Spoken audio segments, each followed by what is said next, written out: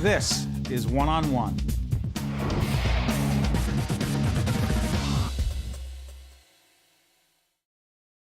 We welcome for the first time our very good friend, Dr. Jeff Gardere, who is a psychologist and assistant professor at the Touro College of Osteopathic Medicine. Good to see you. Great to see you, Steve. Last time I saw you, we were both poking around over at another show down the street. That's right, that's right. The Today Show. You're there all the time. They have you as an expert dealing with very difficult, complex issues involving the family, relationships, cyberbullying, a whole bunch of stuff, right? Criminal profiling. I think one of the things that we are experiencing now as citizens of the planet, trying to figure out why so many bad things happen and how we can keep them from happening in the future. And the only way that you can do that is to make sense of it, understand the etiology of it, understand where it came from, how it develops, and what you can do to perhaps work with that information to help people not go in those inappropriate or really bad places. You know, in a minute I want to talk about divorce, because you've talked about what a healthy divorce is, and there's a healthy divorce app we'll talk about in a second. Yes. But one of the things that I've seen you talk about, and when we crossed our paths on other shows, is that you talk a lot about the impact of social media. That's right. And the impact social media and technology has on family life. That we become isolated to some extent from our kids, and a whole bunch of other stuff's going on. Yeah, I truly believe that we become isolated from one another, especially from our kids. Our kids understand the computers, they understand the internet, they understand a lot of that IT stuff. I still go to my kids whenever I need something fixed as far as the electronics. I think as parents, we just need to be much more involved with the net, with the social networking, because this is the way that we are really going to connect with our kids. It's here. It is what is happening now. And if we don't join them, then we are truly going to lose them, because they're going to be in that virtual world and we're going to be wondering what's going on. And that isolation just isn't good, because we're losing that human touch, and that's so important to raising very healthy children. But Jeff, there are times with our 10 and 8-year-olds where we'll be in their room for an hour or so, and I'll say to my wife, hey, what's going on with those guys? Where are they? And they'll be in there. They're chatting with their friends, they're doing their thing, and I'll come in and say, hey guys, and they'll just say, Dad, will you come? Is it dinner time? And I'll say, no, it's not dinner time, but I just want to talk to you. And they'll roll their eyes, and I'm trying to find a balance between giving them their space and being in their lives. Well, you've given them their space. You've given them the privilege of being able to play a lot of these video games that they're on. But I think in order to lure them in, and it is a little bit of being the Pied Piper, we have to think of another way. As I like to say, flip the script and trick the devil, is to perhaps join them on some of those. They don't want, my older son won't let me friend him on his Facebook page because he doesn't want me seeing what's going on. I had to go through, now he's going to find out. I only know through someone else. Right. Well, you have to find something that interests them.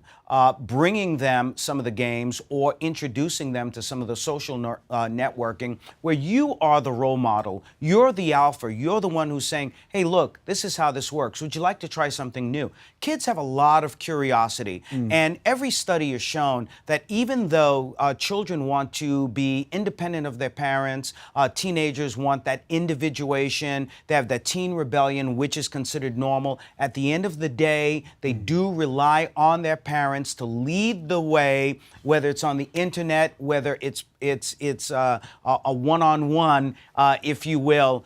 They want that, they demand it, and they'll challenge you by pushing you away, but it's just pushing the limits, and you just bring them back in.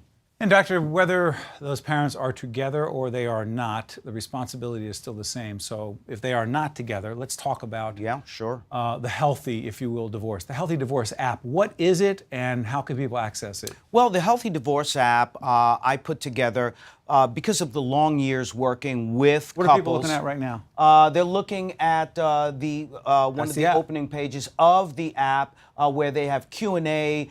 They learn about the stages of the app, stages of divorce.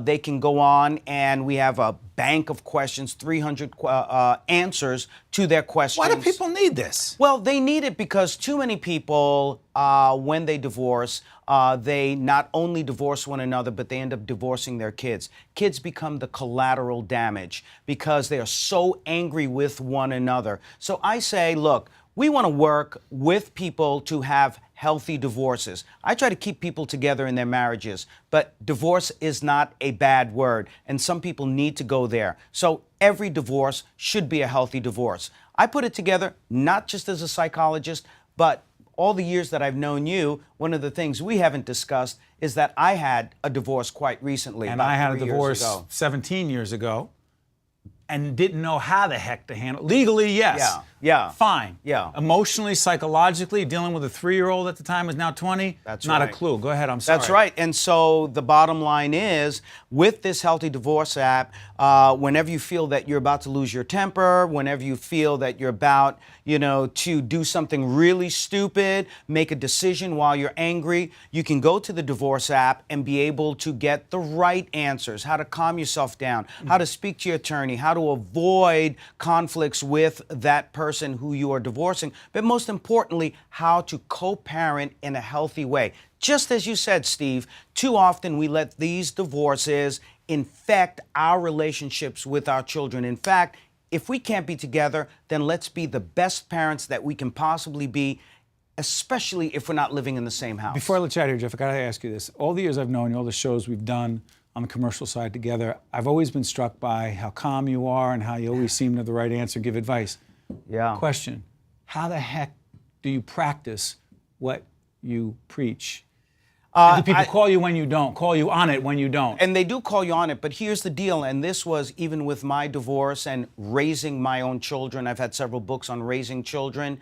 If you talk the talk, you better walk the walk. So I force myself to do the right things, to be calm, to follow the advice that I give, because if you don't follow the advice, what you're giving to other people is disingenuous, and they're going to see right through you. They'll see that you're a fraud, so you can't do that. You check yourself a lot, don't you? I do check myself, and that was the other reason that I put that app together, because it's a way to check yourself. It's a reality check, 1, 2, 3. Pull this thing out, look at it.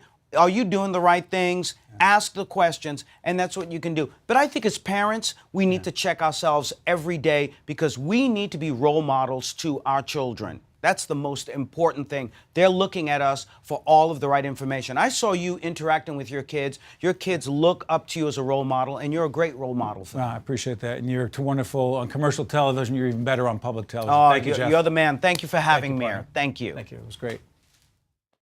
One-on-One with Steve Adubato has been a production of the Caucus Educational Corporation, celebrating 25 years of broadcast excellence in partnership with St. Joseph's Healthcare System. Funding has been provided by Barnabas Health, TD Bank, Horizon Blue Cross Blue Shield of New Jersey, TSC&G, New Jersey Manufacturers Insurance Group, Roche, the law firm of Gibbons PC, and by the New Jersey Education Association. Transportation provided by Airbrook Limousine, serving the metropolitan New York, New Jersey area. One-on-One with Steve Adubato has been made possible in part by New Jersey State Nurses Association.